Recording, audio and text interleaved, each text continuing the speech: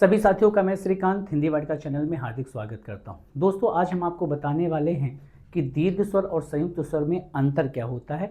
बहुत से लोग कंफ्यूज हो जाते हैं कि दीर्घ स्वर और संयुक्त स्वर में अंतर क्या होता है, इनकी संख्या कितनी होती है। हम अलग अलग आधारों पर पढ़ते हैं। तो अगर हम किसकी बात करें, अगर हम दीर्घ स्वर की बात करें तो ये बड़ा आ होता है और बड़ी ई और बड़ा ऊ। ठीक, ये बड़ा आ, बड़ी ई और बड़ा ऊ होता है। दोनों में आज हम अंतर जो है आपको बता देंगे कि दोनों में अंतर क्या होता है और संख्या कितनी है। बहुत से लोग कमेंट कर रहे थे कि सर जरा इनकी संख्या जो है बता दीजिए, इन दोनों में अंतर क्या होता है। तो आज हम वही एक छोटा सा वीडियो है उसी पे डिस्कस करने वाले हैं। अगर आप लोगों ने हमारा व्यंजन का वीडियो नहीं देखा है तो जाकर ज़रूर देखें। इसी वीडियो के डिस्क्रिप्शन में जाएंगे, वहाँ पे आपको लिंक मिल जाएगा। चलिए अंतर देखिए, दोनों में अंतर क्या है भैया, बहुत ध्यान से देखिएगा एक एक पॉइंट। जो ये स्वर हैं इनको सबसे पहले तो हम क्या बोलते हैं, इनको हम दीर्घ स्वर के नाम से जानते हैं। इनको हम दीर्घ स्वर के नाम से जानते हैं। और ये वाले जो स्वर हैं इनको हम संयुक्त स्वर के नाम से जानते हैं। इनको हम संयुक्त स्वर के नाम से जानते हैं। संयुक्त स्वर एक सबसे पहला अंतर, इनको हम दीर्घ स्वर के नाम से जानते हैं और इनको हम संयुक्त स्वर के नाम से जानते हैं। चलिए दूसरी खास बात इनकी क्या है, इनको हम सजातीय स्वरों के नाम से जानते हैं। सजातीय स्वर के नाम से जानते हैं। ठीक, इनको हम सजातीय स्वर के नाम से जानते हैं। तो भैया इनको हम विजातीय स्वर के नाम से जानते हैं। विजातीय स्वर के नाम से जानते हैं। एक सजातीय स्वर है तो दूसरा विजातीय स्वर है। कैसा स्वर है? विजातीय स्वर के नाम से जानेंगे। ये बात क्लियर हो गई। इसके बाद आगे बढ़ेंगे तो दूसरे नंबर पे देखिए, तीसरे नंबर पे देखेंगे, ये समान स्वरों के योग से मिलकर बने हैं। ठीक है, इसलिए इनको हम सजातीय स्वर कहते हैं। और ये असमान स्वरों के योग से मिलकर बने हैं, इसलिए इनको हम विजातीय स्वर कहते हैं। इनको हम असजातीय भी कहेंगे। असजातीय स्वर के नाम से भी इनको हम जानेंगे, क्योंकि ये असमान स्वरों के योग से मिलकर बने, इसलिए इनको असजातीय स्वर कहते हैं। ठीक, और ये समान स्वरों के योग से मिलकर बने। अच्छा, मूल स्वरों के योग से मिलकर बने, इसलिए इनको हम क्या कहेंगे, एक नाम है इनका मूल दीर्घ के नाम से भी हम इनको जानते हैं।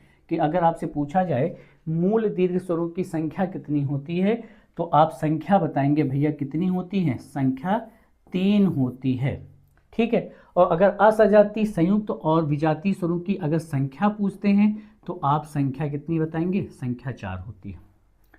इतनी बात क्लियर है? हाँ, अब ये कौन कौन से स्वरों के योग से मिलकर बनते हैं। अगर समान स्वर आ और आ का योग कराते हैं तो बड़ा आ बनेगा।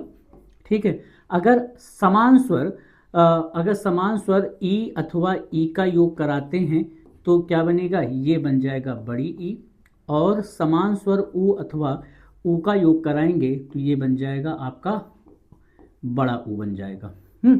तो इसीलिए देखिए मूल स्वरों के योग से मिलकर बने हैं और दीर्घ हैं, इसलिए इनको हम मूल दीर्घ स्वर के नाम से भी जानते हैं। अच्छा, ये असमान स्वर दो अलग अलग स्वरों के योग से मिलकर बने हैं, इसलिए इनको हम एक स्वर नाम देते हैं संकर स्वर। इनका एक नाम क्या है, संकर स्वर के नाम से हम जानते हैं। ये बहुत इंपॉर्टेंट है। अगर आपसे पूछा जाए कि संकर स्वर की संख्या कितनी होती है तो आप बताएंगे कितनी होती है, संकर स्वर की संख्या होती है 4 होती है। विजातीय स्वर की संख्या कितनी होती है, 4 होती है। संयुक्त स्वरों की संख्या कितनी होती है, 4 होती है। ठीक, कौन कौन से स्वरों के योग से मिलकर बने हैं, जो ए है ये बना हुआ है आ प्लस ई के योग से मिलकर बनता है। ठीक है, इसके बाद आई है, ये कैसे मिलकर बना है, आ प्लस ए के योग से मिलकर बना है। ठीक, इसके बाद क्या है, ओ है, ये कैसे मिलकर बना है, आ प्लस ओ के योग से मिलकर बना है। और जो आउ है ये कैसे मिलकर बना है, ये आ प्लस ओ के योग से मिलकर बना है।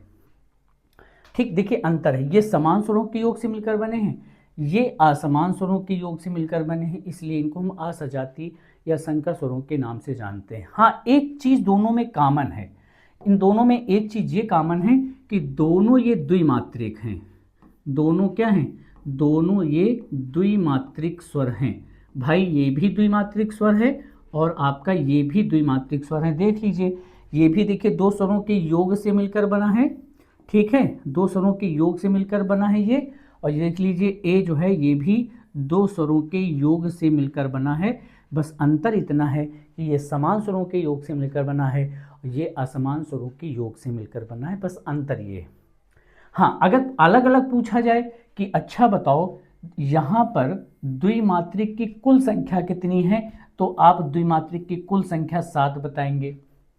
अगर आपसे पूछा जाए भाई, क्योंकि द्विमात्रिक ये भी है, द्विमात्रिक ये भी, द्विमात्रिक की संख्या कितनी है, 7 है, ठीक। अगर पूछा जाए भाई इनको भी हम दीर्घ कह सकते हैं और इनको भी हम दीर्घ कह सकते हैं, बस एक शर्त है कि पूछने के ऑप्शन के ऊपर डिपेंड करेगा कि पूछ कैसे रहें। जैसे उदाहरण के तौर पर यहाँ पर दे दिया जाए कि छोटा आ है, छोटी ई है, छोटा ऊ है और दे दिया जाए ए, और आपसे यहीं पे क्वेश्चन पूछ लिया जाए कि बताओ इनमें से दीर्घ स्वर कौन सा है, तो अब हम यहाँ पे जो दीर्घ स्वर भैया है हम किसको मानेंगे, हम ए को मान लेंगे। क्यों ए को मानेंगे, क्योंकि ये दो स्वरों के योग से मिलकर बना है। यहीं पर अगर हम एक क्वेश्चन और पूछ लें कि भैया बताओ कि बड़ा आ है, बड़ी ई है और बड़ा ऊ है, और यहाँ पर दे दिया जाए एक ओ दे दिया जाए, इनमें से कौन सा दीर्घ स्वर नहीं है, तो यहाँ पर अब ओ दीर्घ स्वर नहीं है, क्योंकि इसे अब हम संयुक्त स्वर मानेंगे।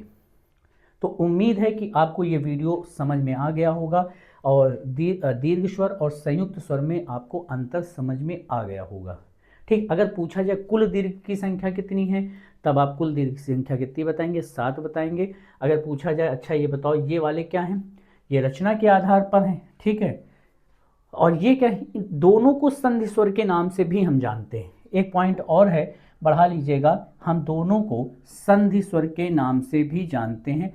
इसको भी हम क्या कहते हैं, इसको भी हम संधि स्वर कहते हैं और इनको भी हम संधि स्वर कहेंगे, संधि स्वर, क्योंकि इनका भी यह प्रयोग हम दीर्घ संधि में करते हैं, इनका प्रयोग दीर्घ संधि में करते हैं, और इनका प्रयोग हम गुण संधि और अयादि गुण संधि और वृद्धि संधि में करते हैं, ठीक है। तो उम्मीद है कि आपको ये वीडियो समझ में आया होगा और इस वीडियो को ज़्यादा से ज़्यादा शेयर करें। अगर आपने हमारे चैनल को सब्सक्राइब नहीं किया है तो चैनल को ज़्यादा से ज़्यादा शेयर करें और सब्सक्राइब करें। धन्यवाद।